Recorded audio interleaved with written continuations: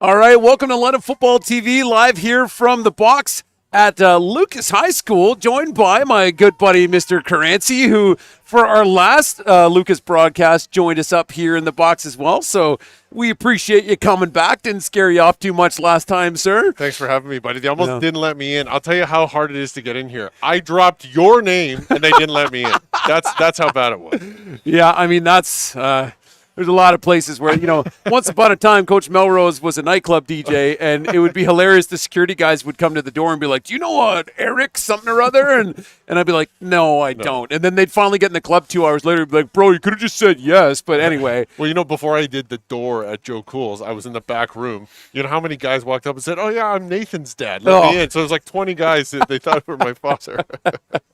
It's crazy. It's the things we do in this city. So anyways, hey, coming in, a little bit of Laurier Rams visiting team this evening. The Lucas Vikings coming in. This division all over the place.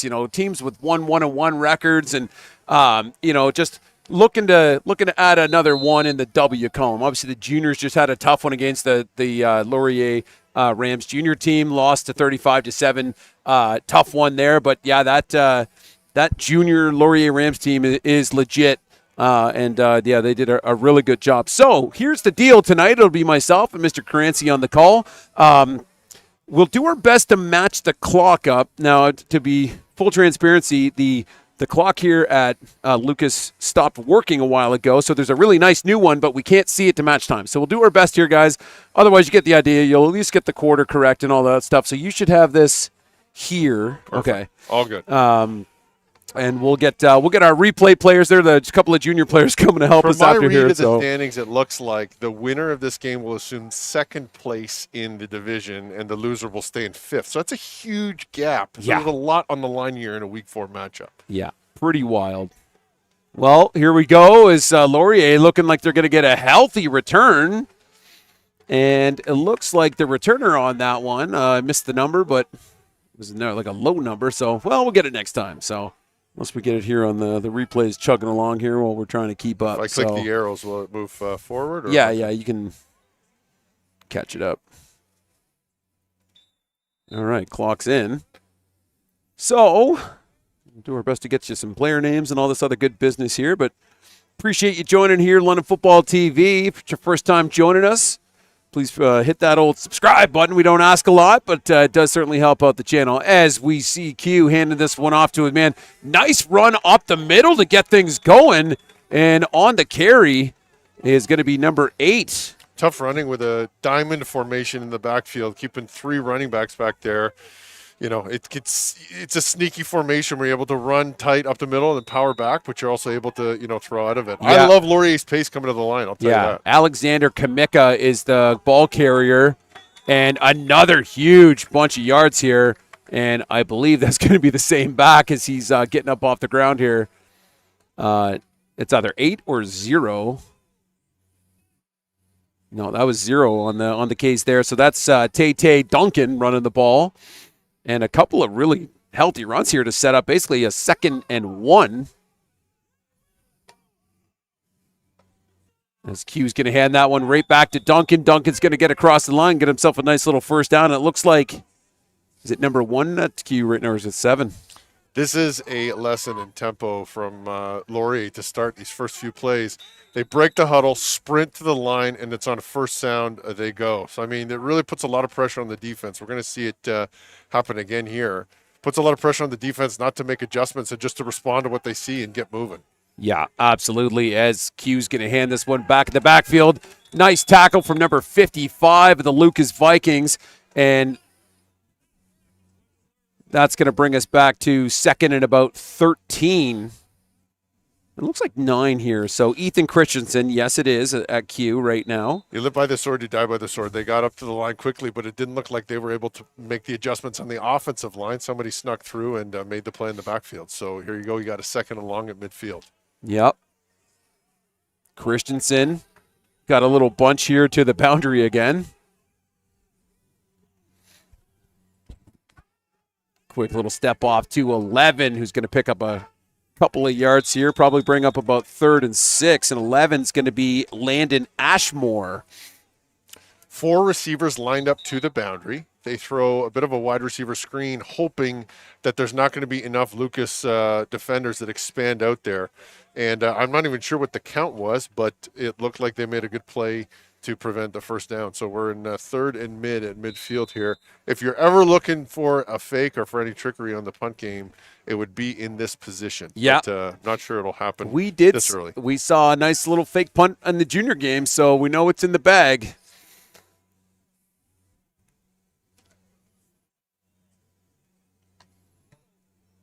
Nice punt.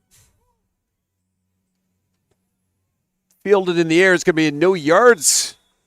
And Vikings will take over here at about the 30-ish yard line. Great play by the Lucas returner. I mean, to everybody's eyes, it's just a catch, and he gets smoked. But the fact of the matter is he was able to catch it in the air, which if he didn't catch it in the air, it'd be another 10 yards backwards that he'd be picking the ball up. So he gained 10 yards just by catching it in the air. And he also drew the no yards call. So I believe that's of the 15-yard variety because it was so close. So they're going to gain a lot of yards just based on a very simple, fundamental special teams play by the returner. Yeah, really nice job here. So the Lucas Vikings with, I believe, Maddox Brote at the helm again, who had himself quite the game against STA last week, checks into the game with, I believe, Alvin Fan behind him. Couple guys in motion. We do give this. Oh, this might be Buckle actually finally healthy and back in the game. If that is, that's 24 and Brandon Buckle. No, that's going to be Blake Dwyer. Might be 34. Or 34. Perhaps. Sorry about that. Lucas coming out with the 3 receivers to the field. Laurier with a 52 defensive front. Their Sam linebacker, one of their 2 linebackers are on the field, expanded out to that 3rd receiver. Makes it very difficult because you only have then 1 linebacker at the 2nd level having to flow to play the run game here. So we'll have to see if any of these 3 receiver sets can mess around with Laurier. Looks like they're in a 40 now. Yeah, a couple guys in motion here as Brote finds his man downfield. This should be close or enough. That's going to be Buckle. And it is. Yeah, they're signaling. Nope, first. Okay. The ref's hand's changing a little bit here. Move the chains. What'd you see? Laurier adjusts to a 40 front, but they also bring the half backer, the number 2 defender to the field on a blitz. But with such a quick throw to the flats, it actually is kind of the perfect play on offense to scheme against a money fire or a strong half fire. So good play to get the first down. Nope.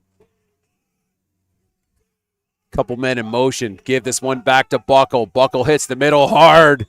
Rolls over his man, I think, in Tayshawn Duncan. Yep. And flags fly. So Laurier in a 52 front, and they line up. Lucas lines up and just runs a nice inside zone play with a pull option on the backside, reading the backside end. Looked like, is that an illegal formation on Lucas? I got caught here watching the replay, so I missed what might have been an illegal formation. What referee Shepard was saying. But if they're backing up Lucas, I think I'll veer on the side of you being correct, sir. You know what the thing is that it's funny. We were talking the last time when Lucas was playing South. They were running a lot of power, pulling that backside guard, looking for down blocks on the front side, really kind of pushing those interior linemen away from the play. But that was, really their first, well, maybe not their first play, but, getting to a bit of an inside zone concept with a read option by the quarterback. Maybe that's what Maddox gives you at quarterback that Malik might not. Yeah, I think what we saw, too, more on that in a second here, is we get a little jet motion, give it to the man who's going to cut this one to the far side. That's Tong, who's going to get a nice gain of about 5 or 6 here. This offense, I will say, a little bit more dynamic and mature than perhaps we've seen from Lucas in week 2 and 3, or what I saw from Lucas in week 2 and 3.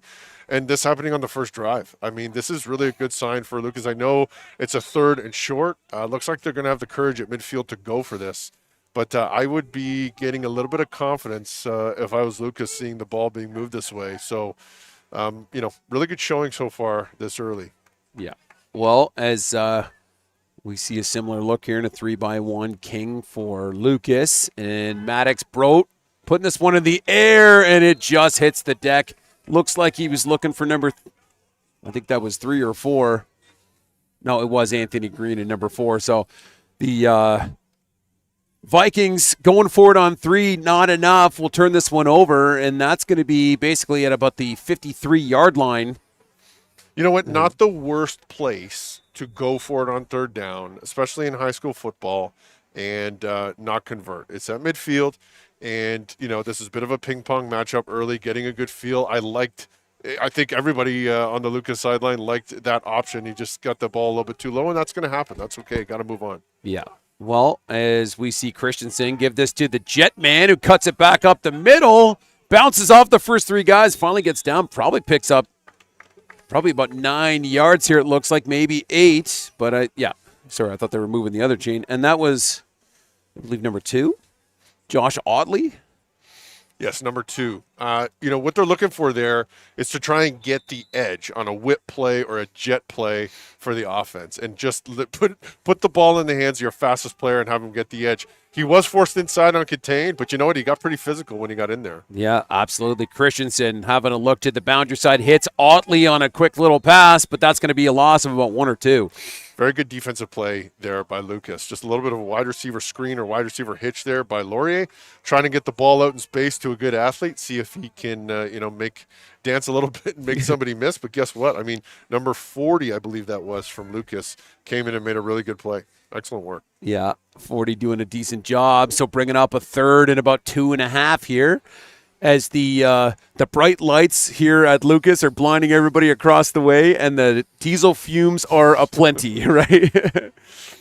Well, wow. Let's give this back to our man, but really, really good job here by the Lucas defense to stuff this one. A strong, inside power play with a pulling backside guard by Laurier, trying to just get those 2 yards he needed to convert on third down. Didn't work out. And now I don't know what the flag is on. Oh, looks like it's on Laurier. So the ball's going to be turned over, and Lucas is going to have it back. So a couple in a row, third down, go for it, non-conversions. Good play by the defense. But you know what? I mean, it's good play both ways this early. Obviously, you want to sustain a drive and convert. But you know what?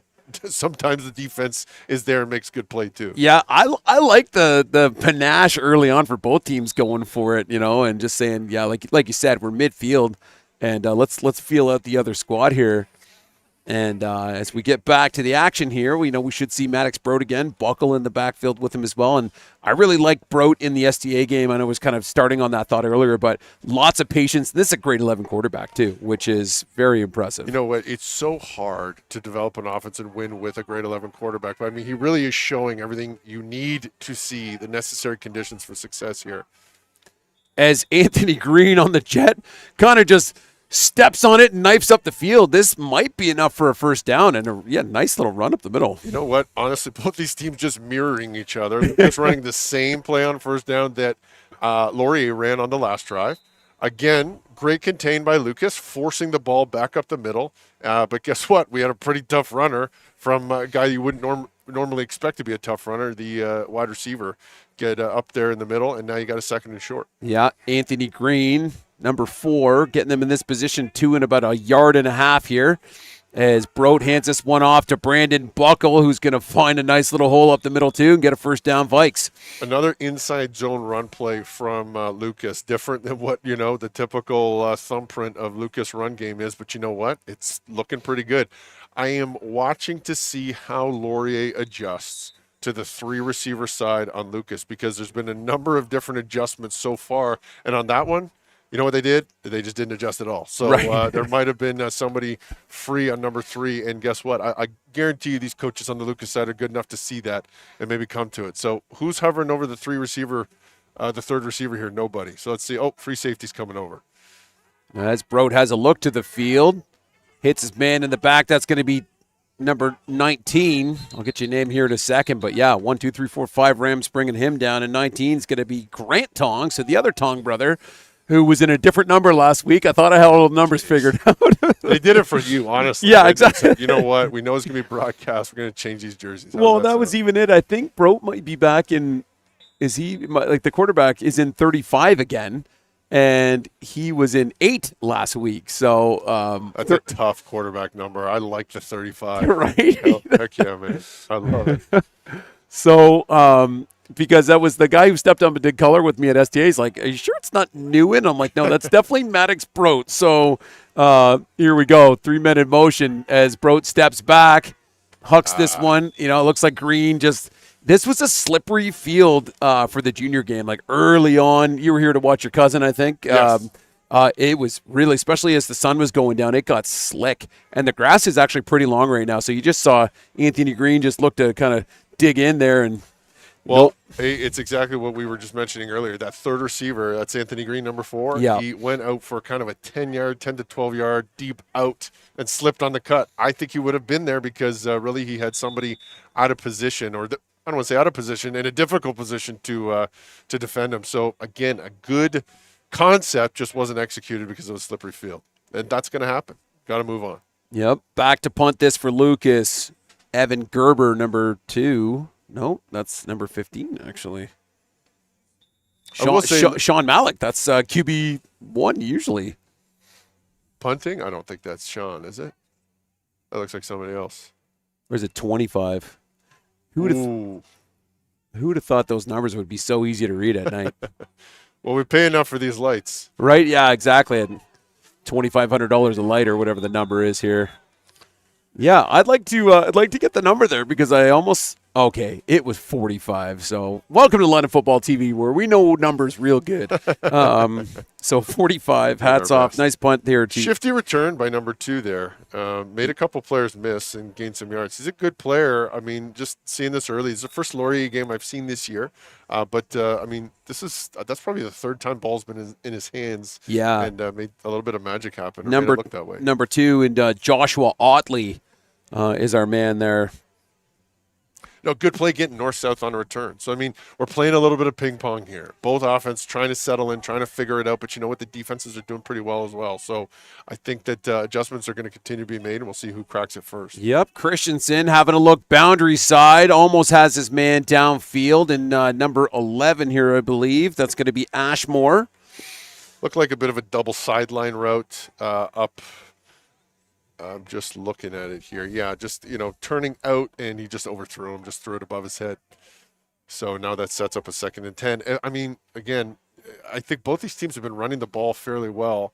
I wouldn't get away from it so early, and I would really be trying to run the ball and establish it on first down, especially the way Laurier was, and they came out in their first couple drives. So unfortunately, when you miss, you have a good play, but you miss, and now it's 2nd and 10. Yeah, I almost feel like that first drive was, heavily scripted because they're much slower to the ball now as we see a pick from 88 of Lucas, who keeps his feet moving and is going to get it down at about the 10-yard line. 88, I need a number here. Let's go to the backside of the page. That's going to be Ardonit Majaki. Massive defensive play. What you had was you had 2 blitzing linebackers from the Lucas Vikings, and you also had a stunt. You had the defensive end trying to crash inside with the defensive tackle trying to shoot out. And what that allowed him to do was be patient, see the screen that they were trying to set up on 2nd and long, and snatch that ball out of the air and set up the Lucas offense with maybe 1st and goal from inside the 10. There's not too many things that gets an entire sideline amped up than when a lineman picks a ball, right? Like, you know what I mean? Like, wow, did it get electric here in a hurry. Massive defensive play. That's what you're looking for as we're playing ping pong here. It takes those types of plays to really set the tone. We got to see Lucas convert here with their offense. Yep. 2x2. Queen look here as we give this ball to Buckle. Buckle's going to just have a nice little trot to the outside. Is it enough? Nope. Second down. There's that pulling guard we know and love from this patented Lucas offense. They line up with the queen with that H lined up to the weak side of the field, the boundary side of the field.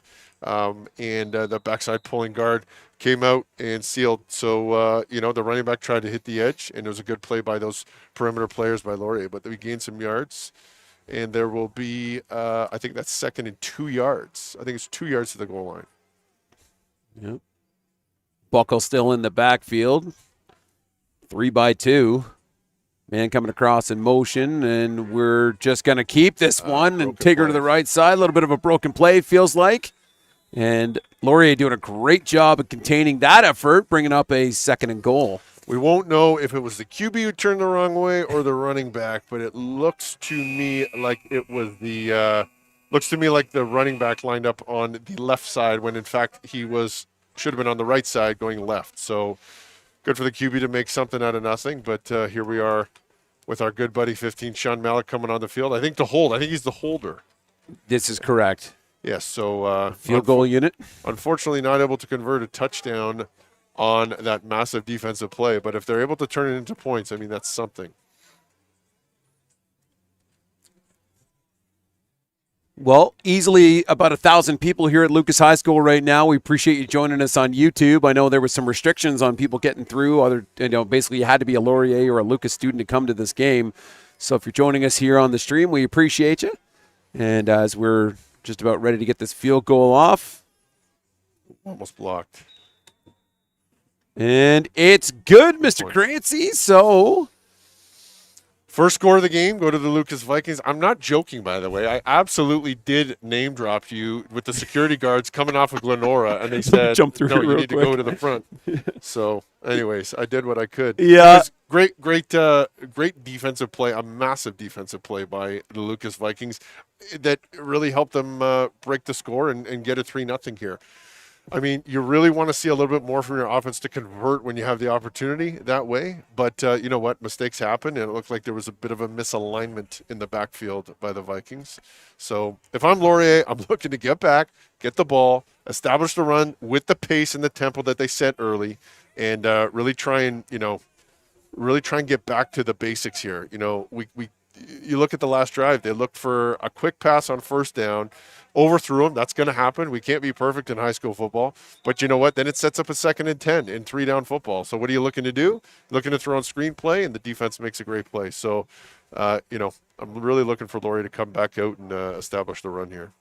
Well, big shout out to everybody joining us in the chat right now. Jordan Tolbart is our number 1 fan so far with the most comments. Dylan Cherville getting involved in the chat as well, too. And I got a text message here from Captain Ron Ferwerda saying that he saw a bit of a UC after a whistle. I must have missed it, but we appreciate you coming in here, Ronnie. And I know Ronnie, you really wanted to come here and climb the ladder up into the press box here at Lucas because it's a special climb. Here's a little option play from Laurier, but stuffed in the backfield. Number 23 getting involved in the tackle for Lucas. That's going to be Linus Barrett, a grade 11 player here on the senior team. Speed option looking to go to the field, but what you had was, trying to read that front side end, leaving him unblocked. But you know what? When you pitch it too early, or a little bit early, as he did, he was able to adjust and then make the play on the running back. You also had the half playing to the field side on the Lucas Vikings able to come down. You had 2 players in the running back's face. So again, another 2nd and long for Laurier that unfortunately they can't afford. Yep, and my comment from earlier too, a little bunch to the boundary. A little slower to the line now. It doesn't seem like we have the speed that we did here in the first quarter from Laurier, but certainly still effective as this ball gets put in the air and goes incomplete, and the receiver just getting tuned right up by, I think, I missed the number.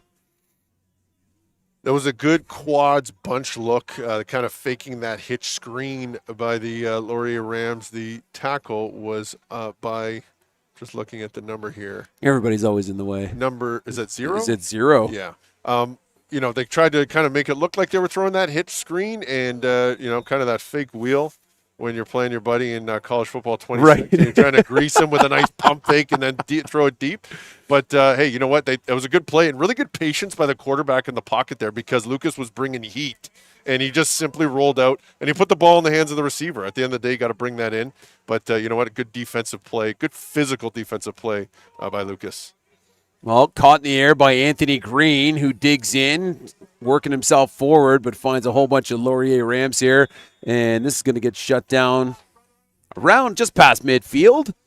And Lucas with decent, about the 45-yard line. So Lucas will have basically a first down back at what was the line to get. And we keep rolling. Lucas and Laurier running the ball very well when they decide to run the ball very well. So, you know what? When you have a grade 11 quarterback like they have right now, Lucas does. I mean, it really does help him out when you set him up with second and short. I don't want to be the offensive line coach up here just screaming to run the ball, but I mean, you know what? There's no reason to get away from it. Both these teams were running the ball fairly well when they've done it. So we got a 2x2 king look. Hopefully we're maybe not hopefully, but potentially an inside zone play here. Well, new back, almost a bit of a fumbled snap here as we get this off to our man anyways and pick up a first down. I don't know if that was by design, but it sure looked nice when it was all said and done, and we got that to Anthony Green. A nice, kind of slip to the flats by the king, by number 7. It was a bit of a bobbled snap, but the fact that that quarterback was able to, find it, get it in his hands, throw it out to the hitch receiver, that's a pretty good play by that quarterback. Well done. First down, Vikes. Well, Mr. Brote with Tong in the backfield, back to the 2x2 king look.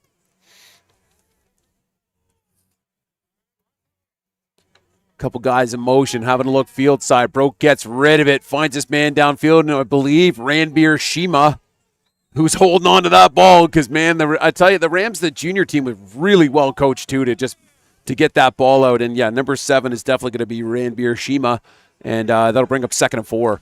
Laurier playing what we call a bloody nose look with 2 defensive tackles in the A-gaps, really trying to get some pressure on the inside and stop the run if it's there. That play, the slot back to the field kind of pushed the half deeper, and then they just slipped the ball to the flats to kind of get a small chunk. Good plays in the air by the Vikings right now.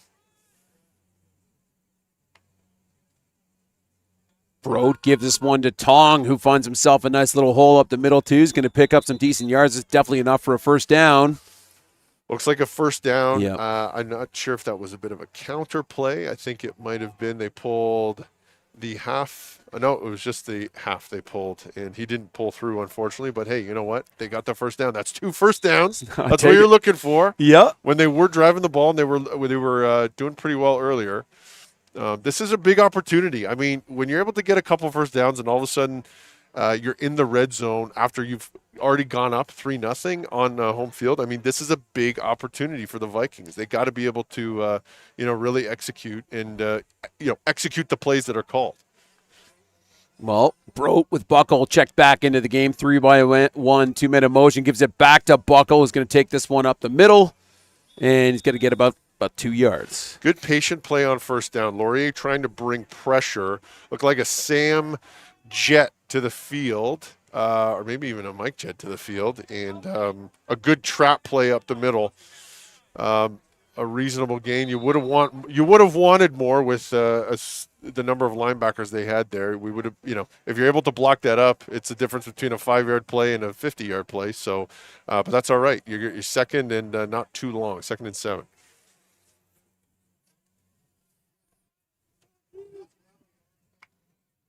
2-by-2. Brote having a look boundary side, gets rid of this one. Incomplete. It was, blocked by the players per usual. I'll try and get over here a bit too so you can get the angle. Yeah, there, I know. Sir. Good action play by the Vikes. All 3 linebackers came down really low on that. Just unfortunately, there was no route concept that was designed kind of in behind them or over the middle. It was looked like a smash concept to the boundary here, where you're looking for a kind of a short hook by the one receiver and a corner from the guy to his left, kind of a high-low concept. They took the low man and just couldn't get him the ball. So we got another field goal attempt here to try and double the lead from 3 to 6. Yep, from about the 25-yard line here.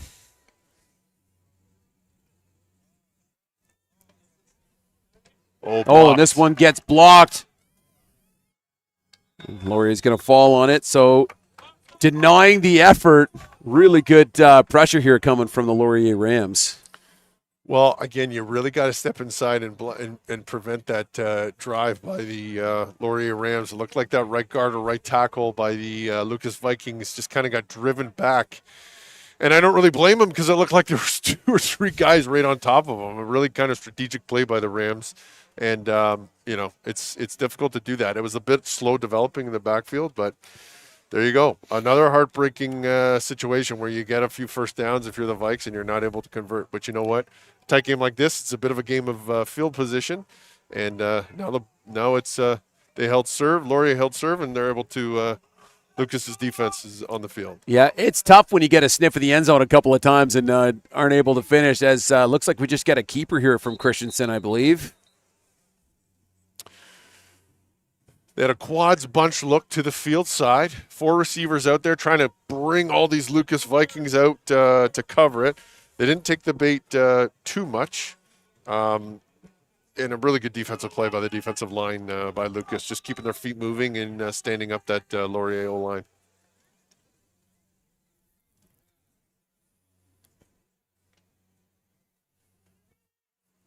Well, Laurier coming out in the same look here, bunched to the boundary. Christensen with Tayshaun Duncan in the backfield. Having a look, flag flies. And Otley goes up and gets this one, is brought out of bounds almost immediately, but we'll see what this flag's all about. Otley, another smash concept where he's the one running the corner. I think he was offside. I think he was a little bit early getting there. So they're going to be a 5-yard penalty on Laurier. Yep, nailed it. That's why he paid me the big bucks. Buddy. I know, right? I mean, free is free, I guess, right? But no, you know what? You mentioned this earlier. Like, I mean, we have a lot of security here, for a number of reasons, but, well over 1,000 people here. It's pretty great to see here in Northridge on a night like tonight in early October. I always get really jealous. We were at STA last week, and they have a hill similar to ours, but they have that concrete, set of stands built into it. And I'm like, why is that not a thing here at Lucas? Because it would be semi-convenient, but I understand budgets are budgets. So let's give this one to Tayshaun Duncan up the middle. First guy bounces off, but then the Vikings do a good job of bringing him down. It's going to get a pickup of about 5 yards on that one. The backside guard is looking to pull and kick out the front side end there. He gets a good kick, and it just looked like Tayshaun wasn't able to bounce that into the gap extremely well. I mean, it was reasonably blocked up, and but it's a tough play when you need 10 yards. So we got 3rd and 6. Yep, quite the festivities as we're kind of continuing that thought here. We're about to get a punt, but it's every year at these games, even before my son went to this school. I mean, we'd all walk over, and it was a good time. But, yeah, unfortunately, some shenanigans last year made it a little more difficult to get the people here tonight. But they're here. We appreciate them as Anthony Green is on the return. Gets to the first couple, gets brought down here at about the 40-yard line, and Vikes with decent field position again. That's at least the 3rd punt return by Anthony Green where he has caught the ball in the air, got north-south, gained as many yards as he possibly can. And when you're in a tight 3-0 game, and it's a game of field position, where both offenses are, either struggling or not able to convert on their opportunities, that's a big deal. It's a big deal to start with the ball at the 40-yard line, on their 40-yard line rather than your own. So, I mean, to make fundamental plays like that on special teams, I mean, it should not go unnoticed in a game like this.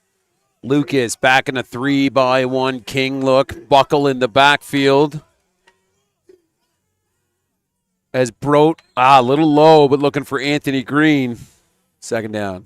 He had him on a quick hook out there. It looks like the adjustment by the Laurier Rams to 3 receivers to the field is to move their free safety over to that 3rd receiver. So what does that do? Well, it keeps the linebackers in, so it helps you play the run as best you can. But what it also does is it moves that free safety. I mean, if he's there, it means he's not somewhere else. So you'd be able to maybe sneak the ball in behind him or do something that way. Again, the Vikes OC is the Vikes offensive coordinator seeing this and trying to figure out how to capitalize. Yep, Tristan sending this one in the air again. We've got, I think, Waleed Fidel in number 11. Yep. Decent reception, but he's going to get this to about a 3rd and 2 or 3, I think. So a bit of a clear out kind of vertical, no, I guess it was a bit of a flood concept by the Vikings to the field, 3 receivers. And what that did was clear the field half by Laurier back, maybe 10 yards off the ball so they could sneak the ball out of the backfield to the running back. So now you got another 3rd and short, and this would be a big one to convert if you could do it. I'm running the ball here, Adam. I'm with you.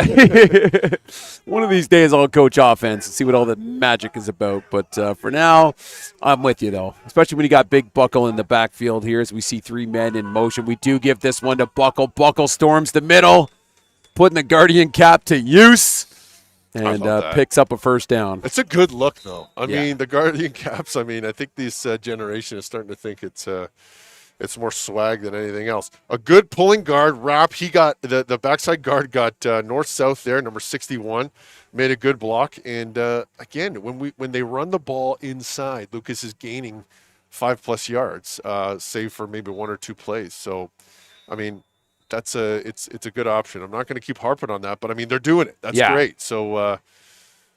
Let's see if these run games can really start to establish themselves. You're putting a lot on a grade 11 quarterback. I don't care who you are. You put a lot on them when you're throwing the ball that early. Yeah. So, well, as we go 3-by-1 King again, Broad having a look to the field side, lets this one go deep, and it's picked off by Laurier, number 36, I believe. No flags, and that'll be a turnover. It looks like 36 on the pick is going to be Javad Ahmed. And Laurier takes over deep in the end, but first down Rams. So you had Laurier playing a cover 3 hold look where both corners were bailing deep, and so was that free safety kind of playing the deep mid.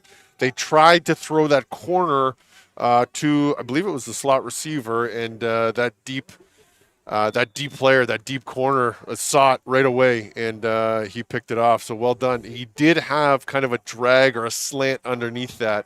That's probably where you want to go with that ball.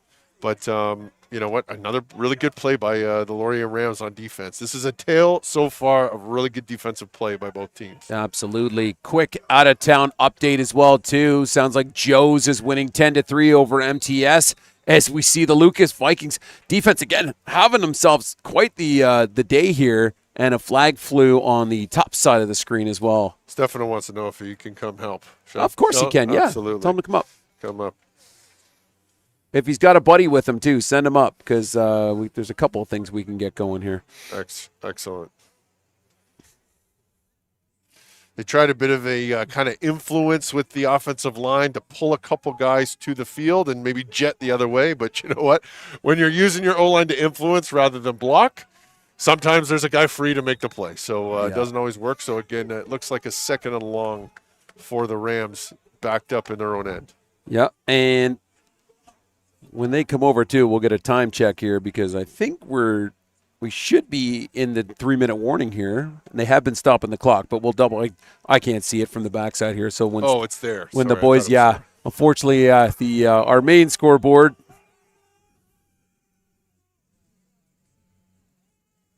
As Christensen puts this one deep. Great defense here by the Vikings. Again, man, just a tale of that's going to be number 8 for Lucas. That's Matt. Was Maddox? Oh, no, check that. So we need to figure out who 8 actually is because Maddox is in his normal number 35. And last week it was Newen that was in 35 instead of 8. I don't know. What are we doing? Do we just throw all the jerseys on the desk and pick them up? I don't know what's going on here. The senior team is completely disconnected from my junior team, so I don't have a clue. That's all right. Well, it was a really, really good defensive play by whoever it was there on the far side. It's also, by the way, of course, easier to see these numbers when they're closer. This is the opposite end of the field, so we can't really see a ton over there. But really good defensive play by the Vikes. I'm wondering if Laurier is going to give up these 2 points with safety or if they're going to try and punt the ball away. 3rd and 15 right now, and they are, in fact, going to take a knee, give up the deuce, and Lucas will scrimmage from the 35. And, Grant, can I get a time check? 2:01? Thank you. Unbelievable. I mean, for a guy just following the white hat ref, that's pretty good. Filming and doing timing, we'll update this properly. But, hey, we're in it. For those keeping track at home, he's been just eyeballing it the entire half. It says 2:05 on your screen, and the real-life clock is 2:01. That's about as good as it gets. I mean, it's I date me. I know.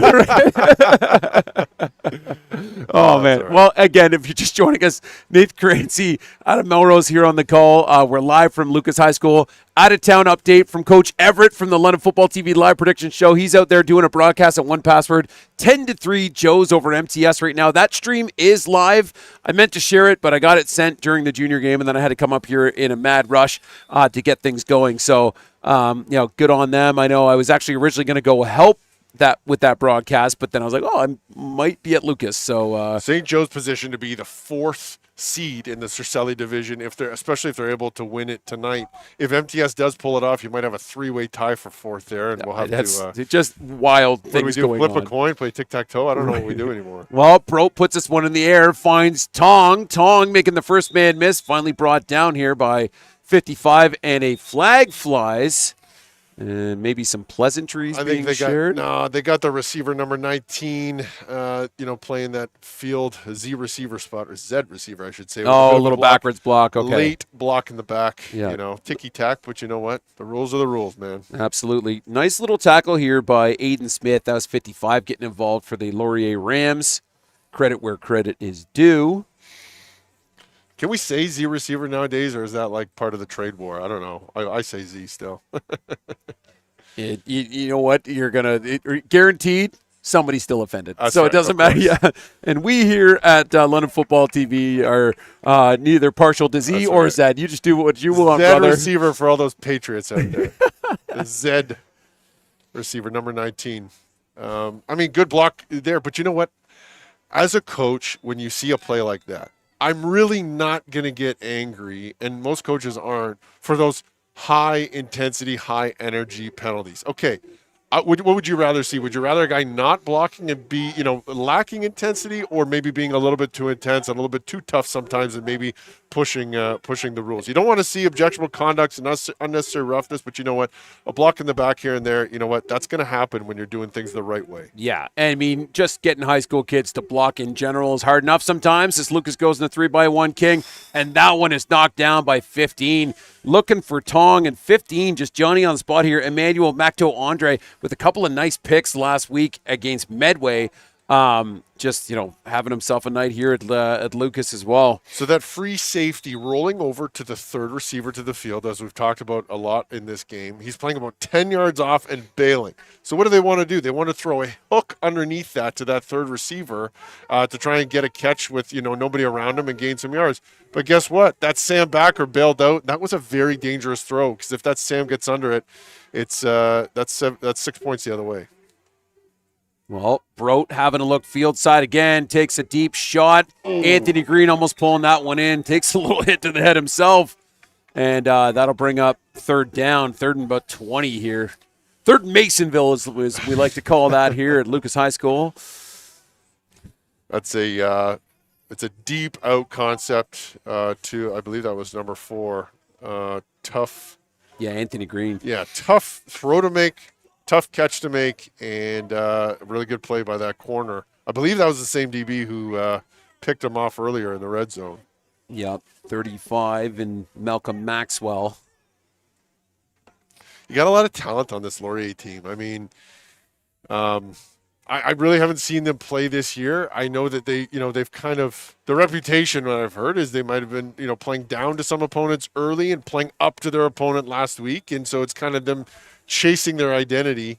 As I watch my cousin come up here and climb the ladder. God bless him. It's a special experience climbing up here into the press box at Lucas High School, because that ladder's, I got it tied to the wall here.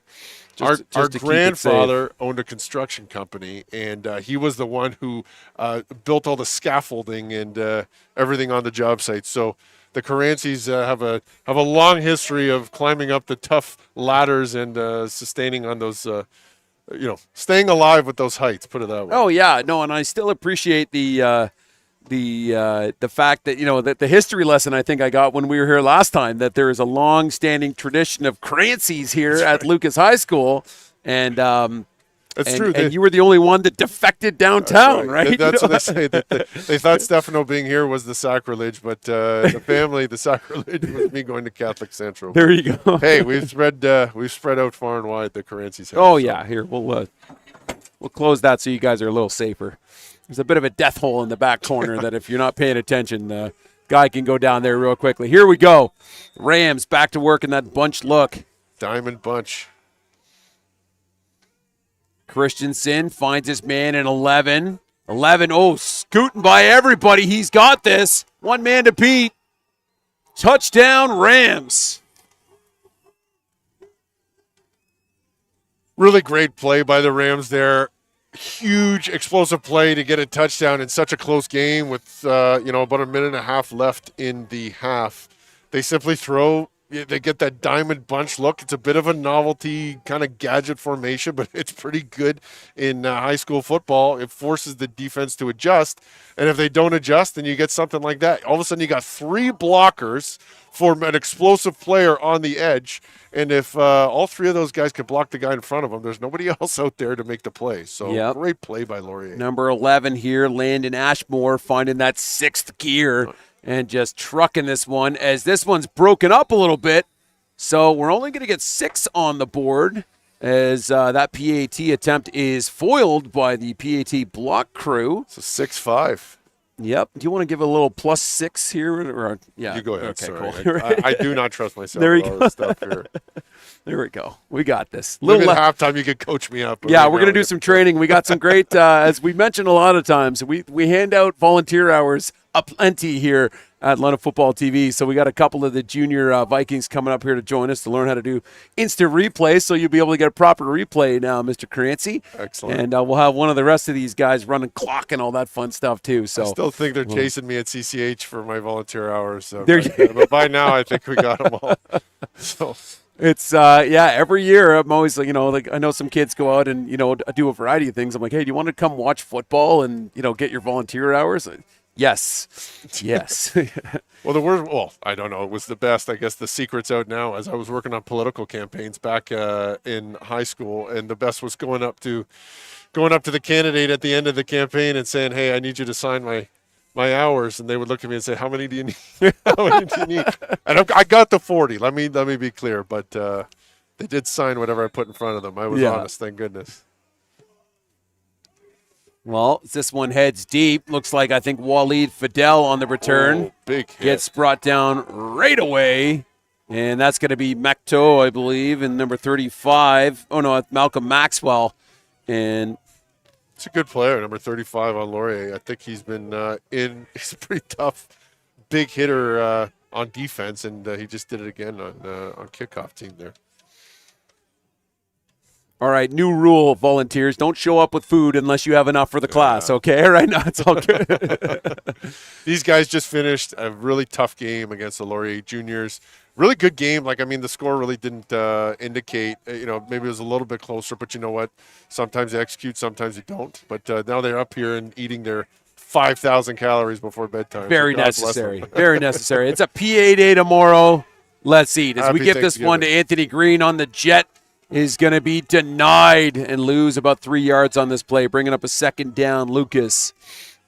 They're really hunting for the edge on that jet sweep, and both defenses have been defending that very well, keeping contained, trying to force that Z receiver or X receiver up the gut, and that's not where those receivers typically want to be. So good contain by the Laurier Rams, sets up a second and long.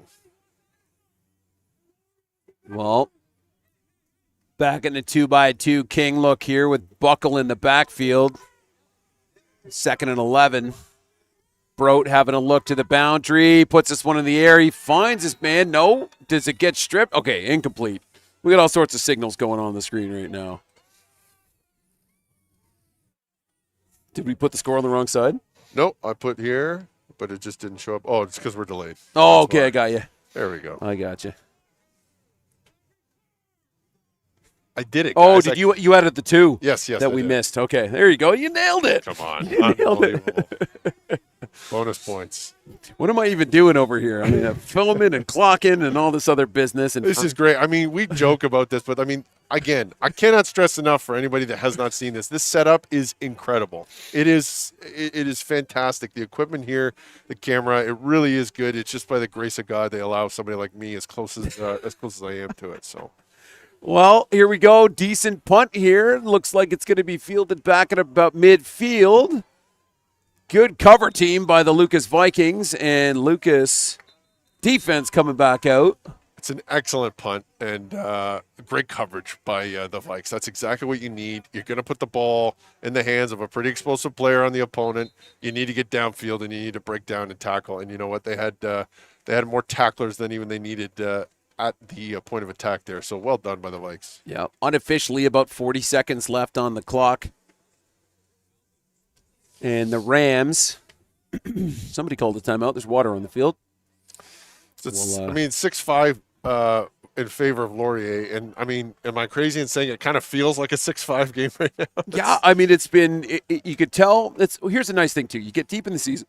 There's actually been, despite these teams not having access to huddle this year, there's been a really good exchange of a Google Drive film. Right. And you can tell that Coach Arndt and Coach Nisha over here for Lucas have done a really good job in preparing for this game. And the same can be said about Coach K and his band of merry men as well here, too. I apologize, I don't know the names of most of those guys. But, this wasn't okay, let's just show up and run what we do situation. Like, these boys came very prepared for this game, and it's been exciting to watch so far. Well, the thing about the Vikings, obviously, and I can't speak too much about Laurier specifically at this point, but the Vikes have got a lot of adversity. I mean, they have a fifth-year quarterback that's playing half the season. He gets injured in a game. In the last game we were here for against South, running backs get injured, an offensive lineman gets injured. So you got to face adversity, and you got to coach the kids. You got to make them better. So I don't know why everybody's rushing here. We got an injury on the field. Right, yeah. I mean, Laurier was definitely huddling up. It's funny, the injured player was actually behind all my camera gear, so I had no idea what was going on too. I'm like, why are they blocking? Because the white hat's like over the ball. There we go. Number 40 coming off under his own power, but gingerly. And I believe that 40 might be Miles Kerr. Yes, it is. 40 made an excellent defensive play earlier on the far sideline, batting a ball down. So I hope this young man is able to get back on the field. But he is walking quite gingerly, let's be honest. Yeah, every once in a while as a DB, you got to really just lay out. And then it's never too fun when you're fully extended as a human, and then you land on that as hard as possible. Potentially in this game with somebody on top of you as we see this little, stay up. Wow, he stayed up. Nice connection here to Otley once again. Speaking of walking gingerly, I want to have a shout out to Stefano and my aunt, my Zia Angela, who is listening at home in Lambeth with my father. Nice. We love you and wish you were here watching this game in this cold weather, which we know you just love so much in early October. Yeah, this is one of those games where I showed up in shorts and a T-shirt. And it was about midway through the third quarter when I finally said, all right, I'll put a sweater on. This feels like fall now, but I love it because timeout as we had what looked to be sort of a quarterback keeper with Tayshawn Duncan out front blocking for him. But I think one of the offensive coaches here for Laurier wanted to make a change. I think what happened there was number 6, the boundary receiver, was waved off the line by number 5, who was the H, because number 5 wanted to line up on the line.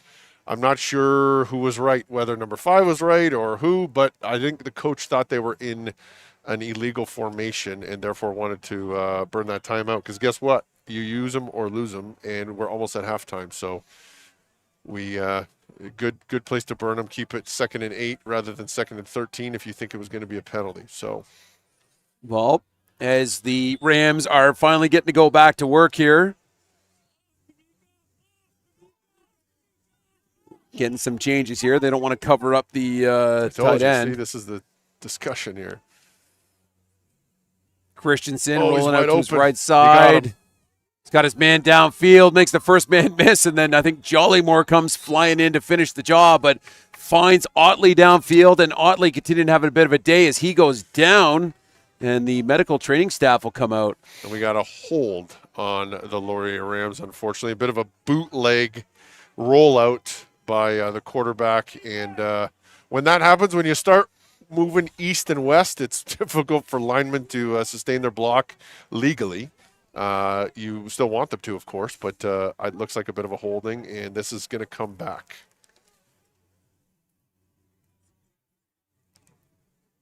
Well, we'll keep looking for out-of-town updates from Coach Everett out at Joe's, but our last reported update from that game, a 10-3 affair.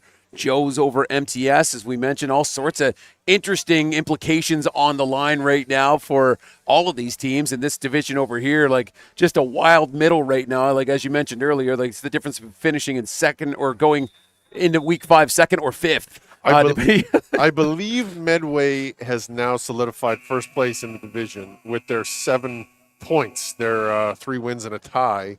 But after that, I think you're either going to have you can have a second place finish or a sixth place finish. So this is a massive game and a massive second half coming up here. Yeah, absolutely. Well, it looks like they just elected to knee this one out. There was a couple of seconds left, but both teams just heading to the end zones. And with that, Nathan Kransky and Adam Melrose, we're going to take a quick little break here, do some training with our new assistants for the second half. We appreciate you joining us here on London Football TV.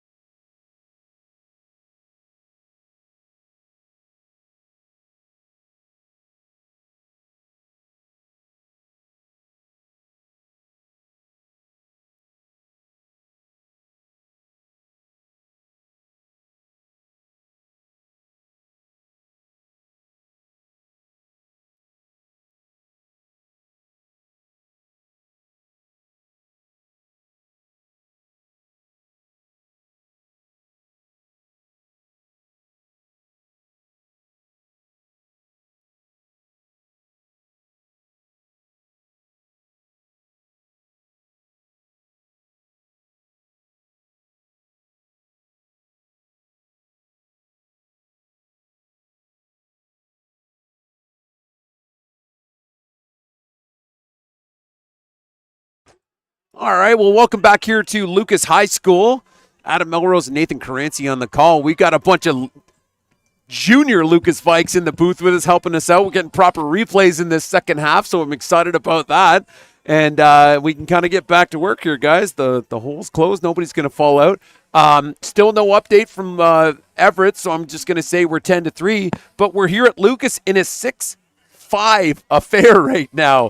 Good old Canadian game when it's nice and close. Scherzer's on the mound. We're getting to the top of the sixth. Yeah, right? A little bit of baseball going on in our lives these days too, right? So Lucas set to receive this ball, but, tail of the first half, I think, is just defense. Really well prepared on both sides. Some magic happening on offense too. Lucas getting a sniff at the end zone a couple of times, but just not able to finish the job. But an explosive touchdown from Ashmore late there in the second quarter, and we're right back into it in a nice tight affair here, and ready to get it started. Most explosive play we saw was that wide receiver screen by the Laurier Rams as they attempt a moonshot here. Oh, then Lucas pushes it forward. A flag flies. Laurier gets the ball. Yep. So we're debating whether it went 10 yards. I guess we'll get the replay here. Oh, yeah, baby. It did. It went about 16 it went about, for sure. Yeah, well over. Perfect. Well, as they debate that, we'll do our one request of the half. If you're new and watching us for the first time here on Let It Football TV, thanks for joining us. If you want to hit that subscribe button and ring that bell, we'll definitely be trying to cover as much football as possible. Did get a chance to go do the Saunders Saints first half this morning. I just went and filmed that. The game film's up for that if you want to watch it. A great showing from the Saunders team, of course, 29-0 up at halftime, but you know what? The Saints still with some explosive plays and some tough running. And I think, it's tough being that Saunders was a Tier 1 last year and have moved down and kept a lot of quality players. Let's be honest. I mean, we got to tell the truth here. Saunders Seniors are certainly a Tier 1 team, relatively speaking. And you know what? It's just the way they calculate it. They're down in Tier 2 this year. That's okay. But you know what? It's not their job to judge who they play every week. They just got to beat them. Oh, as Malik finds Tong on a nice little crosser here, and we'll move the chains. Oh, that's Ben Scrivener. Check that. Number 5. So 3 receivers. You got the second and the third receiver on a bit of an exchange route, kind of a divide concept. And honestly, I'm going to tell you about the football, but that was unbelievable play, but the replay. I mean, we got support up here now. It's incredible. I know this is usually a 6-man team, if you can believe it. And but I'm less valuable. I mean, people don't have to listen to me tell them what happened. They can just watch it on the screen again and again. AI replacing us all. Yeah, one day 2x2 Queen with Buckle in the backfield, 2 men in motion. Shima coming across as we give this back to Buckle, who finds a hole up the middle. Tough running. Man, this kid runs hard. Oh yeah. That was the theme of Brandon Buckle at junior, was just like, yep, let's hit the middle, baby. And, unfortunately, he's been out the first 3 games of the season, but wearing the Guardian cap for good reason and just trying to keep himself healthy as long as possible. Nice backside pulling guard. I'm not sure if it was I don't think it was a counter concept, but, that's tough running. And if you're going to have that, you got to use that as much as you can. So that was tough running by that running back and good blocking by that O-line. Well, back in this 2x2 Queen look for Lucas as Brote sends a couple guys in motion. We get that fake jet motion, and we'll hand it back to the big back in Brandon Buckle, who's going to get about a 3-yard gain. So you said it, that fake jet, and trying to influence the Laurier defense this way and then hand the ball off that way, as it were. So that one was certainly a counter concept with a couple pullers, a pulling guard on a kick and a pulling fullback on the seal through. They only got a few yards out of it, but you know what? 2nd and 8 is better than 2nd and 10. So yeah. Absolutely, as we roll back out to the same look as the last play, 2x2 Queen with a different back. Buckles checked out. And we're going to hit this to the boundary. Oh, great coverage. That's 23. denying Anthony Green. 23 is going to be Milton Smith of the Laurier Rams. It was we used to call that at Western a bit of a Bucks concept, where again the backside guard pulls to the boundary to kind of protect on a bit of a bootleg, or maybe not necessarily a bootleg, but just kind of moving the quarterback out there, trying to throw a sideline concept. It looked like the ball got away from the QB just a little bit, and the good defensive play by the Rams. So it sets up a 3rd and 8 here for the Vikes deep in Laurier territory. Well, Vikes looking like they're going 5R here. As Broat gets denied by Tayshawn Duncan, who's just doing a little bit of selly in the backfield there. But a flag's down on the far side here too. I'm curious what that will result in. So the right tackle has a tough job of blocking that. Is that number 0 you said? Can we play that one more time with the replay? Excellent. And, yeah, Tayshawn Duncan is 0. Tayshawn Duncan, he came tight off that boundary edge, and he got his hands right in the QB's face. Yeah, really good job. It's one of those things that, I lose my voice talking to my own D-line about too, is just that hand in the air can take away so many lanes. And you see the kid still running in, doing this. I'm like, please put your hand up. And there's a great example of why we do that. His hand's probably stinging right now, but it feels a heck of a lot better knowing that you broke the play up. Absolutely. We had one of those yesterday against Banting in our game. We had a nice hitch to the wide receiver out in space. It looked good, and then all of a sudden the defensive end got his hand up and made a fantastic play. I'm not sure who the player was on Banting, but I didn't sleep last night thinking about that play. No, I'm just kidding. But it was a good play. Excellent job by those defensive ends coming hard and tight off that edge and getting their hands up. That's exactly what you want to see. Yeah, it's as we see Laurier back rushing to the line. All sorts of guys coming across back into that bunch to the boundary. And Christensen having a quick look to it. Yep, hits his man. Wow. And is brought down tough, but not before getting a big chunk of yards. That's going to be 11. That's going to be our man Landon Ashmore. We're in split screen mode. That's fine. It just happened. No, we're good. There you go. What you had was kind of bringing the whole living room from one side to the other, bringing 3 guys to have a quads kind of 4-receiver bunch to the boundary, and hoping that Lucas is not able to kind of adjust everybody over there.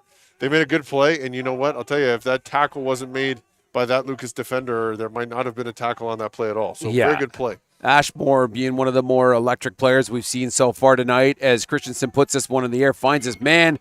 Ashmore, as we're saying his name, a flag flies, but if it's against Lucas, that'll be declined in a first down, but I think we should be good. Oh, cool. Let's double check what's going on here. So if we're recording. Oh, yeah, look at that. Good times.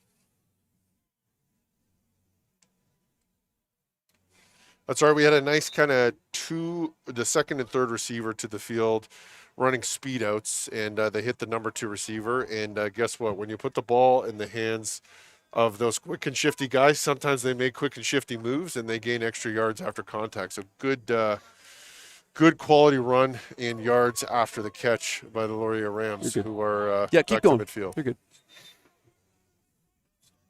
Nope, you can start it now. All right, as we're working through some press box technical difficulties, nothing we can't handle here at Lot of Football TV. Tayshawn Duncan in the backfield.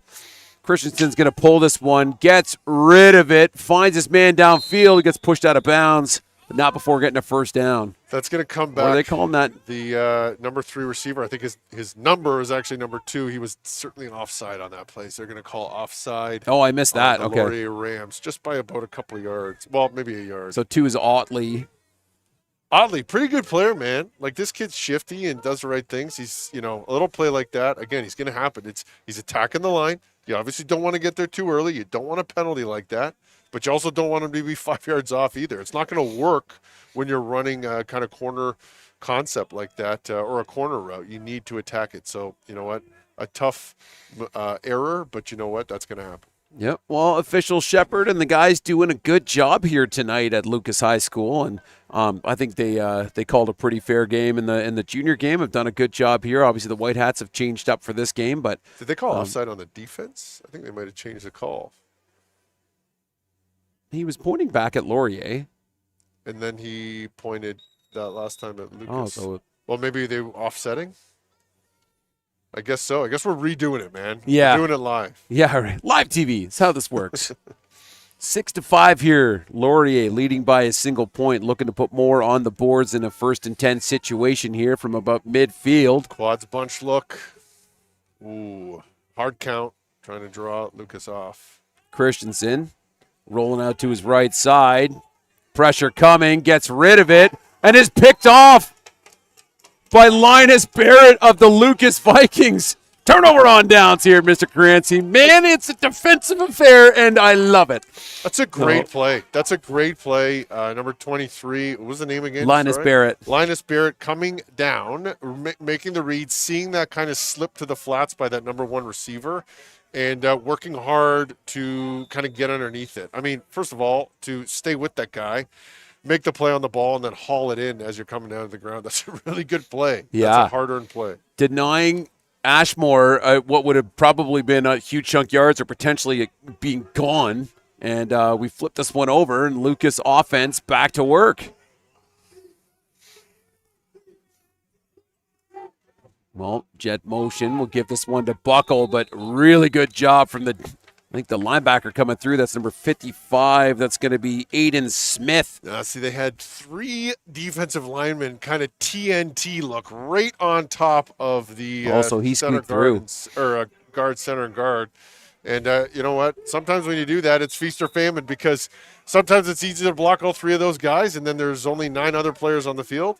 And sometimes it's pretty difficult because, you only have so many inside yourself. So yeah, well, and you bring down a guy like Smith, who's normally at Mike linebacker. Now he's playing that tackle spot, and just a quicker guy going against no lineman.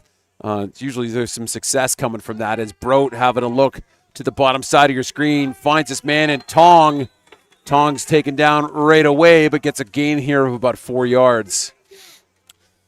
That'll be 3rd and about 6 here on the Laurier end of the field. Unfortunately, because you took a loss on first down there, that play was not enough to get the first down. So, you know what? You see kind of frustration setting in on both sides, but you know what? Some games are like this. This is going to happen. And when the consequences are this high, it's going to come down to a big play here, a big play there. You really got to stay in the game and not let this frustration set in, although it would be pretty convenient and easy to allow it to happen. Yeah, absolutely. Well, snap's good. Get this one away. This one looks like it might go out of bounds. Nope, it's going to stay in.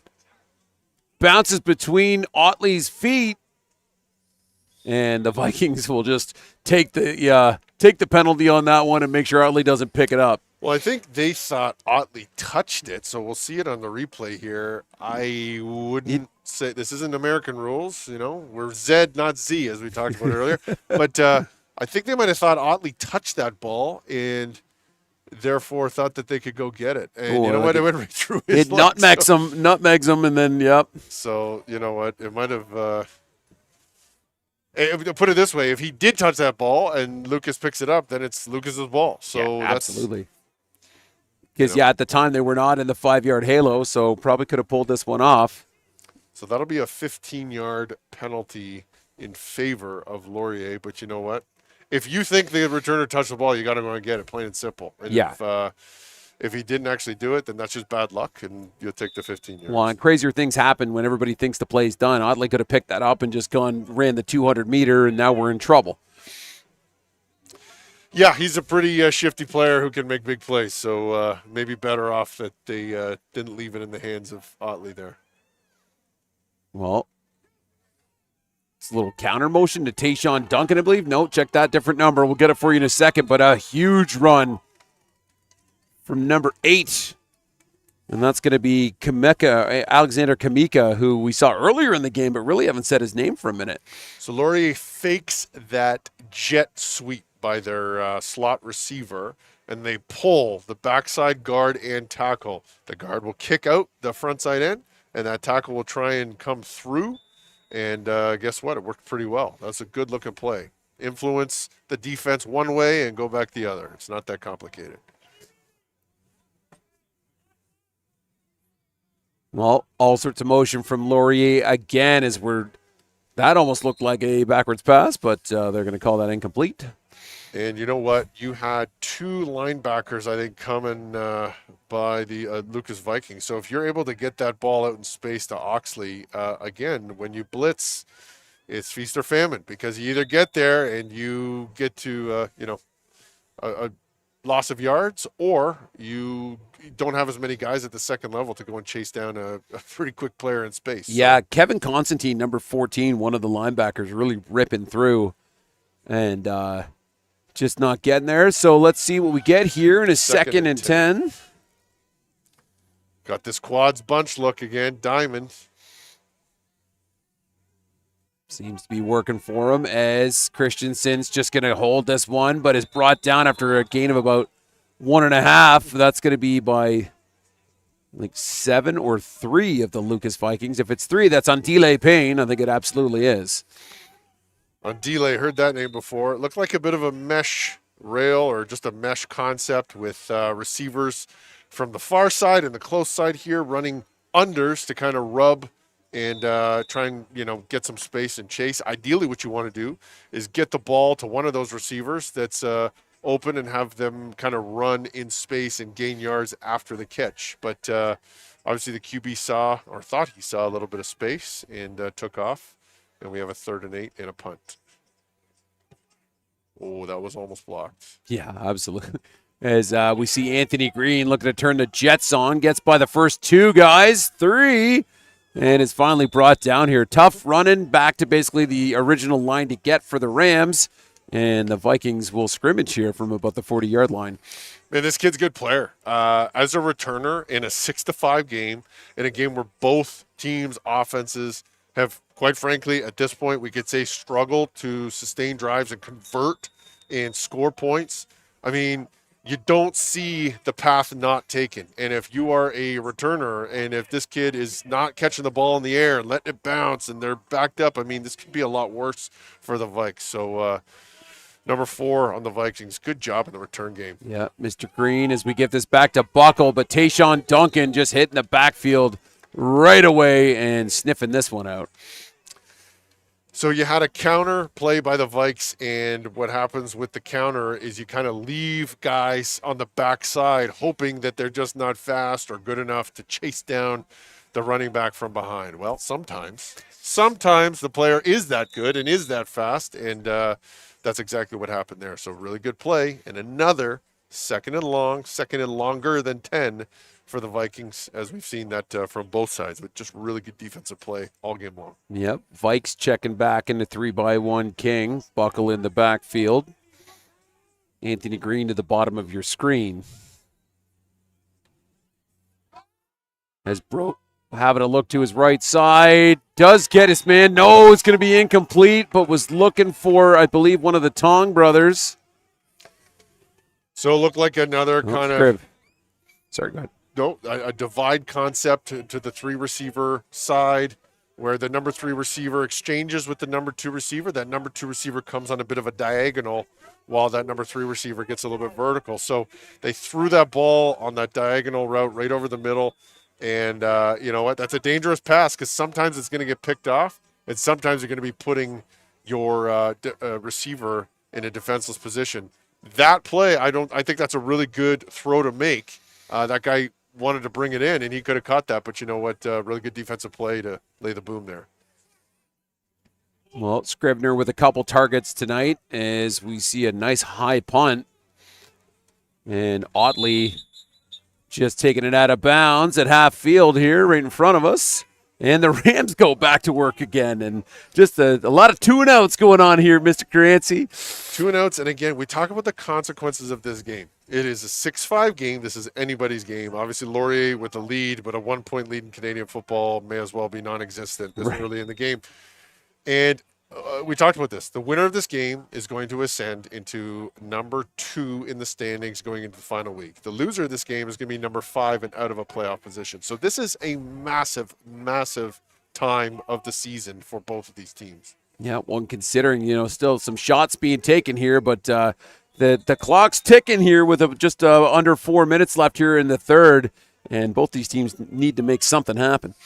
We had a diamond kind of bunch look to the field. They really wanted to, I don't know if it was a broken play. I probably would have given that ball if I was, looking at the replay, you would want to give that ball to the running back with a backside guard pulling to kick out the defensive end. But the QB kept it, and a loss of a couple yards as the Lucas Vikings got there in the backfield.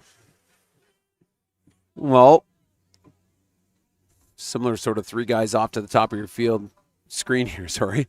As Christensen looked boundary, but is just going to escape this one. Still saying, going to get shut down in the backfield. See, they have had that diamond bunch look where you have 4 receivers to one side. Sorry, as the buzzer gets into my brain here. But 4 receivers tight to one side, kind of on the far side. On that play, you also had 4 receivers. It just one of them was the tight end, who kind of sometimes looked like an offensive lineman and can sneak in behind. So there was a couple players that thought they were open on that play, but the QB wasn't able to escape the pressure. And again, we have another 3rd and long punting situation at midfield. Run it.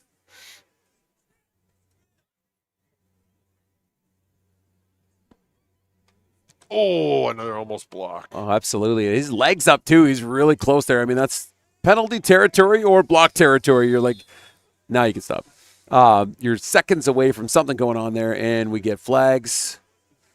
I'm assuming for the no yards, but we're over there on the edge, and every once in a while I get a little chippy on the sidelines, and you're just not too sure, but is it that hit? But that looked like a Lucas guy hitting a Lucas guy, so not too sure. I think there might have been a ram in the middle of it. Okay. A bit of a peel back block. That rule wasn't around when I was in high school. You were able to the rule now is you cannot block a defender when you're with his back to your goal line, if that makes sense. Okay. You can't go towards your goal line and kind of peel back and block him. So that's a penalty. It looks like they were treating that as the last play of the third, despite the buzzer going. So now we'll restart here, Stefano. You're good, brother. I was just running. 6-5, 4th quarter. Here we go, man. There we go. So now it's a learning opportunity for all of us. You're waiting for the white hat to wind it in now. There you go. Start it up. Well, like you said, 6-5, close one. Nobody really having to start their series deep in any end right now, but it seems like it's the battle at the middle of the field, which is fine because based on the viewing angle of this booth, it really helps. So as we see a guy coming across in orbit motion, I believe that's Anthony Green. Broat sends it over to Scrivener, but Duncan and a variety of other Rams in the mix to shut that down. But finally connecting with Scrivener, but looks like it might be either a short gain. Yeah, 1 or 2 yards here. So motion out to 3 receivers to the field, to the wider side of the field, and a bit of a wide receiver screen play, and you had number 10, the free safety for the Rams, come downhill with a vengeance and make a great play. That's a great read from a free safety, and to come down and be that physical from a guy who plays that free safety spot is a really good play. Well, Lucas back in their 3-by-1 King. Broad having a look field side, finds Ranbir Shima, who is brought down almost immediately by number 15. That's going to be Emmanuel Macto Andre, who I believe is the younger brother of, do you remember Frenchie? Oh, yeah. Gabriel Macto Andre? Yeah. I think that's his little brother. Obviously, Frenchie down playing in the States somewhere right now, or I know he's in Quebec for a minute. A lot of people just finding out that he has a little brother, and the shockwaves are going through London right now. Yeah, so exactly. No, that's a really good play. Him playing that linebacker position. Lucas has hit that kind of slip to the flats by the running back a number of times this game, and this is the first time a linebacker has actually gone out and made that play. Really, really good athletic play from a guy from the inside getting to the sideline to make that play in the flats. Well, it looks like Otley and another guy back to return this punt. And punt's good. Good punt. And here's our man Otley looking to find that next gear, but a really good job again on the special teams of Lucas. And I mean, both teams again, it's like you said earlier, it's kind of a mirror when we were seeing the first couple offensive drives. It was a little bit, the same thing. And I'm seeing quality at all three facets of the game. 100%. I mean, there's so many special teams because there's been so many times where the first play of the drive for the offense is a loss of yards. Both teams really got to kind of reassess and say, what are our drive starters here? What is something that's going to get us positive yards to start the drive and get us a little bit of momentum? It's impossible to expect your team to kind of get out and second and long every time to start a drive and kind of sustain something. So really got to get a drive starter here. Well, there's that more orbit motion coming again. Bringing Otley across the field. He's just going to double back on that as we give this to Tayshawn Duncan. No, we're going to pull it. We option it out to Otley, who makes a whole bunch of guys miss and picks up a Rams first down right shy of the 50-yard line. I know Coach Kurowski is watching that play, terrorized, knowing that I run it at him again and again on College Football 26. So, you know what, maybe shield your eyes, AK, the next time you see this. But really what you saw is a bit of orbit motion from the best athlete on the field on Laurier, the most explosive athlete, Otley. Fake the run up the gut and speed option to the field side there. How's that for a drive starter? I'll take it. Timeout. Lucas, I believe, is the way they signaled that.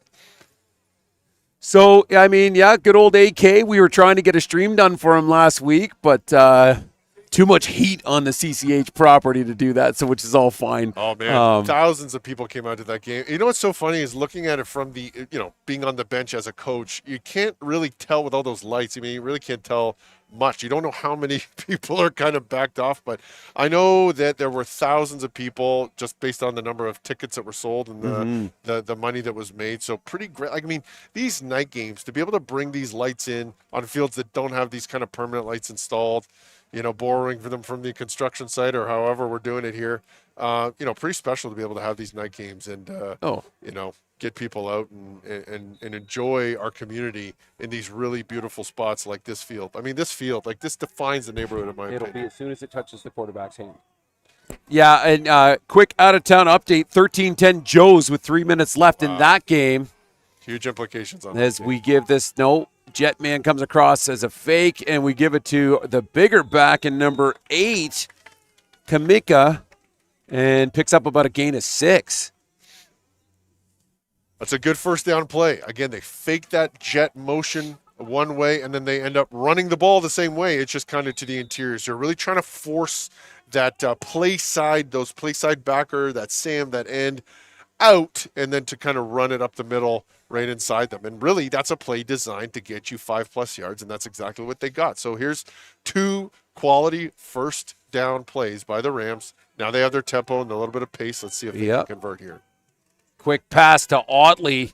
I don't know. I'd like to see this on the replay, but I don't know if everybody was set on that play. Yeah. I think the receiver got out there, but you know what? Again, it's feast or famine when you want to play with that extreme fast tempo. Maybe your receivers that were out there on that wide receiver screen were not able to kind of identify who they were supposed to block and really execute it. Yeah. So, a tough one, but hey, it's 3rd and mid, and looks like they're going to go here. And if I can see through the bright lights at the Lucas Field right now, looks like they're playing here from about the 46-yard line. And we are going for it, Mr. Crancy. I like the move. Having a look to that bunch side, takes a shot.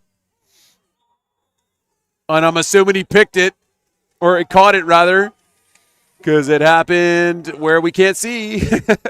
I think that was Otley on a corner on the diamond bunch. He lined up to the, he was the receiver, the furthest back. Oh, wow. So it went through Otley's hands, bounced up, and it looked like the other receiver, I did not catch his number, looked like he caught it. So pretty Listen, when it's a 6-5 game, you're going to take every bounce you can. Heck yeah, get, right? man.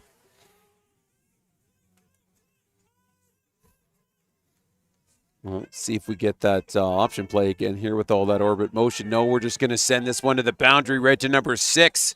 Gets out of bounds, and number 6 on the reception is going to be Mateo Nevison. Pretty good rotation over there by the Lucas defense. They're pretty well organized. It looks like they're prepared for what they're seeing. And if you're not prepared for what you're seeing by Laurier, you're going to get burned with these kind of, greasy kind of gadget formations and motions that they have. So a good play. I think both sides will take that play just based on how dangerous that was. But now it sets up a 2nd and about 3 for the Rams. Well, as we send Ashmore out as a single wide out to the far side of your field or screen, bit of a botch snap, flags will fly, and we get this out to the bigger back, I believe in Kamika. He's brought down by Linus Barrett. Flag by the white hat, by the referee. Not sure what he's going to call because Procedure. Offense. Maybe an illegal formation or an early motion. Yeah, let's see the replay again because I know we had all this motion coming across. Nobody's on the line out there. Yeah, no end? No end. Yes, you had both referees calling it in sync. Flags hitting the ground at the same time. Very satisfying, Adam.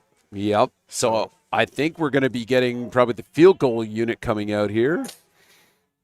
Yep. So it's a big field goal for Laurier. If they're able to make it a 4-point game, obviously that means that Lucas can't tie it up with a field goal. So they're able to make it, it would stay a 1-possession game, but they would require Lucas to score a touchdown to come back, which they have not been able to do yet today. Well, the Lucas Tower Cam is in the back there, and it's always a goal to try and hit that. So here we go. Clock's in. And the kick is up. And it's good. So 3 more on the board for the visiting Laurier Rams. A 9-5 game after that field goal. Looked like there was, maybe a little bit slower in the exchange between the snap, the hold, and the kick. But you know what? You got to get it off, and they did. So 9-5. That's all right. big. Let's get a little score update here. Watch yourself, Mr. Watson. Thank you, sir. There we go. Perfect. Well, unofficially, 6:04 left on. Let's see if we can get a time check here from somebody that's down. Mr. Leaper, what's the time on the clock?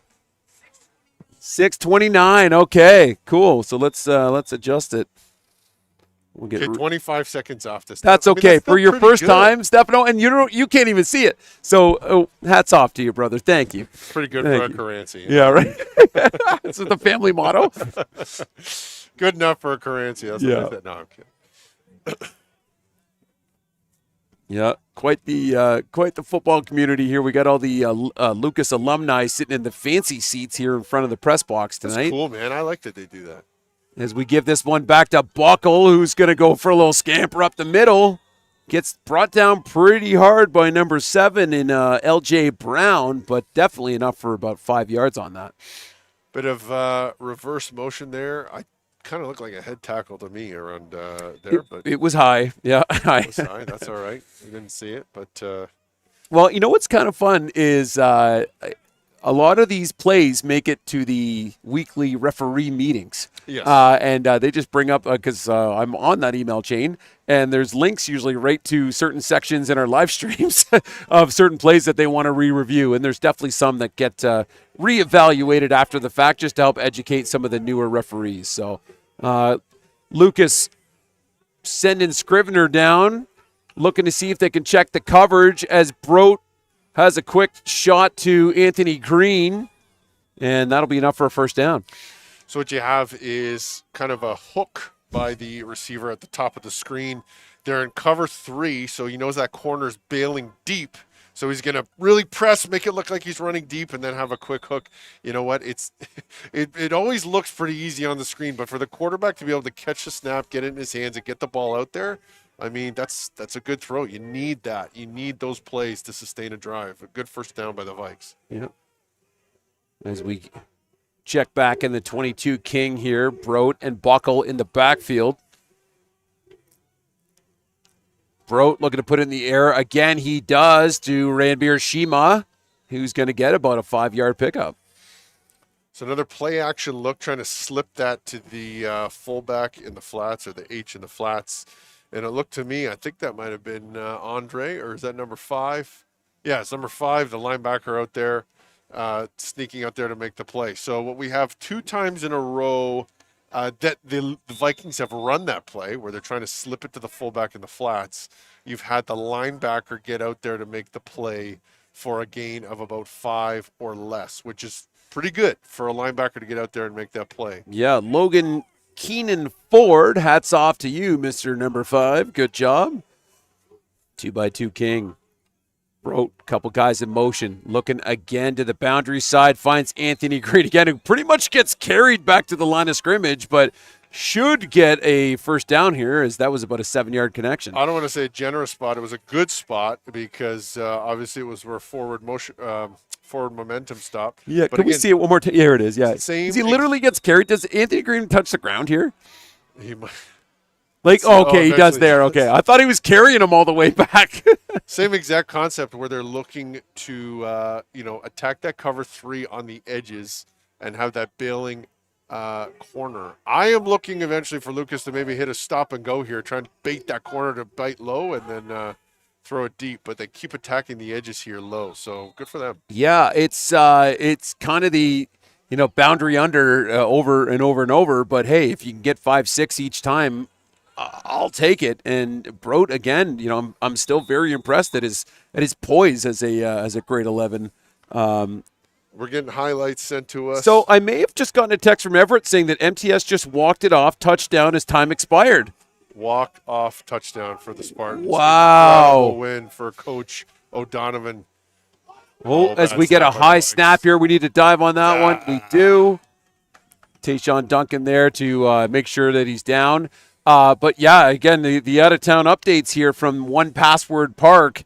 Walk off to give MTS potentially their first win of the year. That is their first win of the year. And now what you have is St. Joe's with a win, Mother Teresa with a win, and I think Banting already has a winner. They might have one next week, so you might have a battle for that 4th place playoff spot on the Cercelli division. So massive. I know some people, actually most of the people in my circles, were picking MTS just because of the progress that they've made, the coaching that they've had over the course of this year. So pretty special for those guys.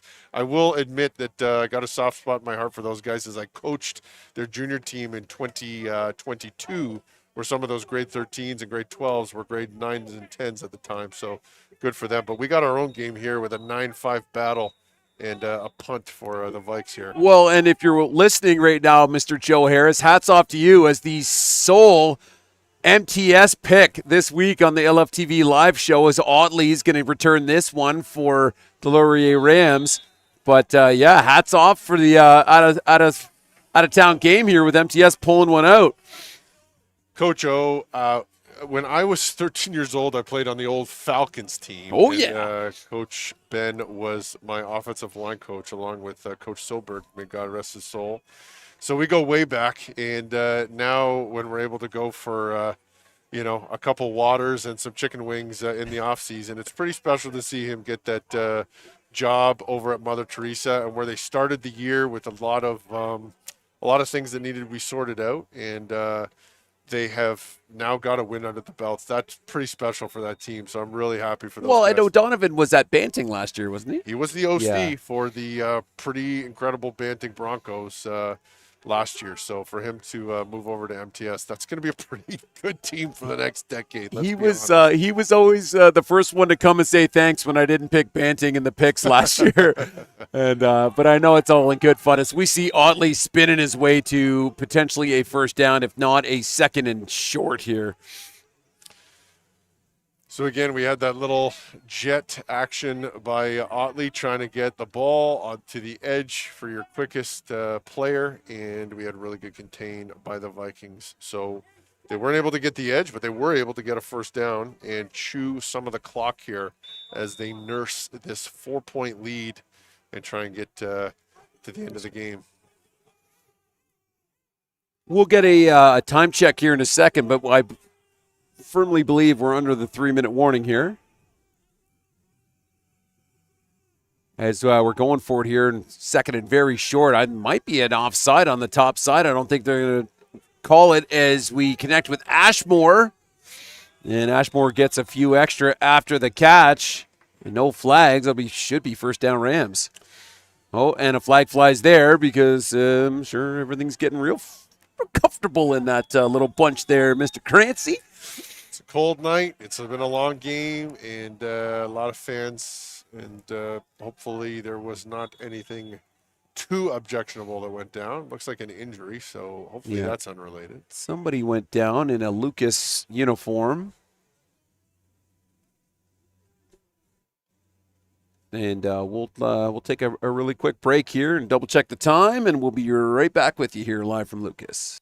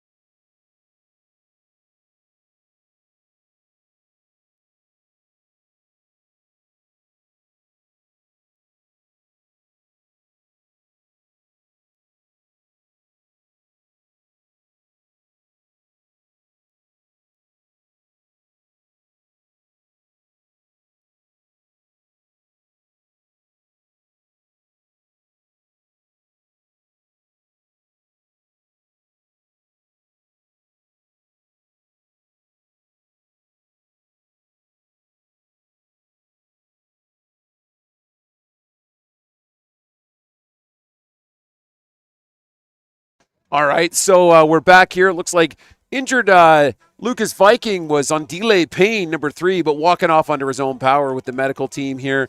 And pretty quiet night for the medics, which is always a nice thing for them.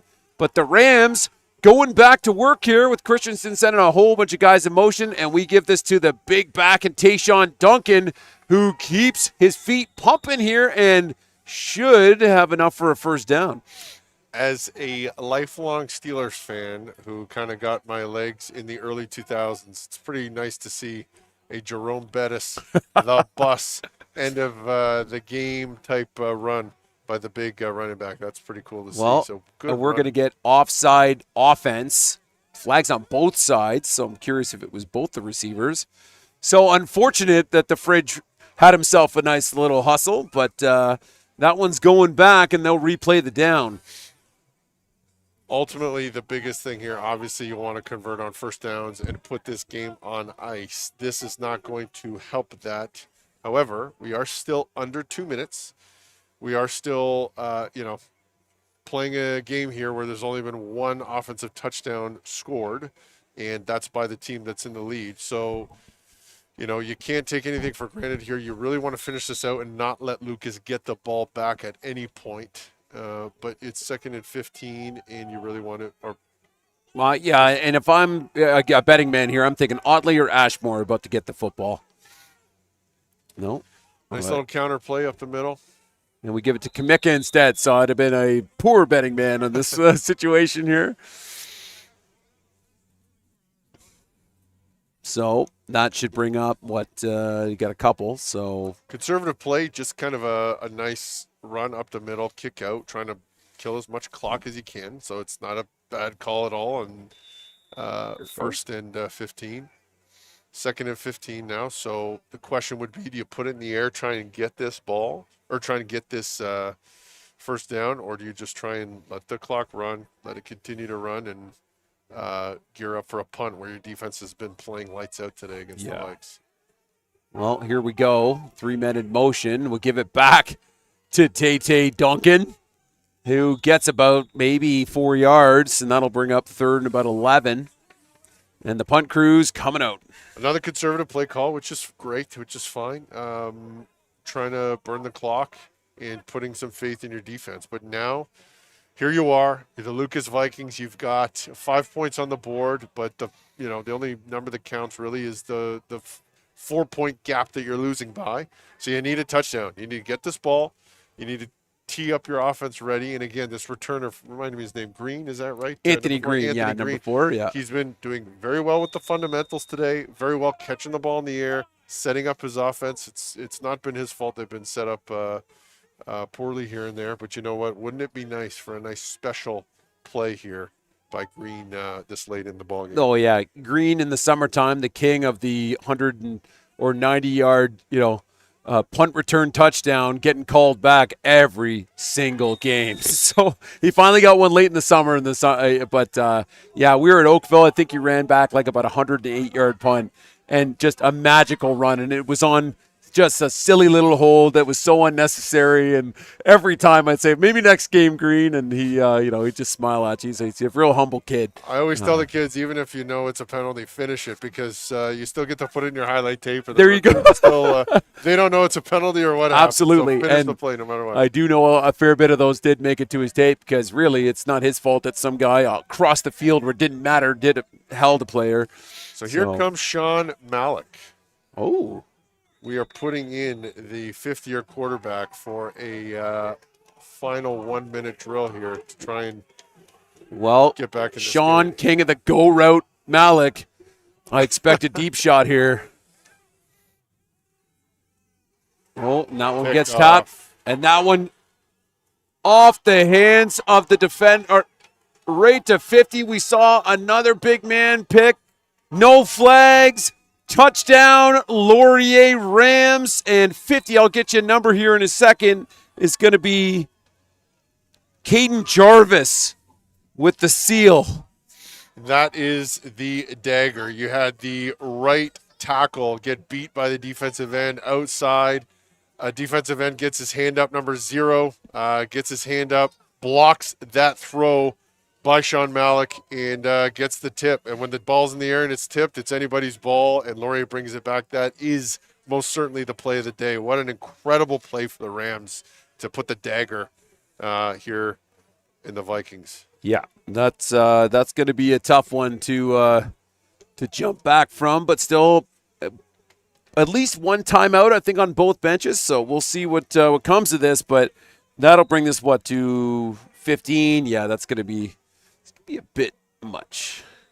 And that PAT is good. 7 more on the board. We'll get the scoreboard adjusted here in a second. 16-5. That's an 11-point game. Just an amazing play. A great speed rush by the defensive end on the right tackle, getting his hands up. Good fundamental play when you really have an excellent pocket passer in there. What's up? Sure. Yeah, replay the touchdown.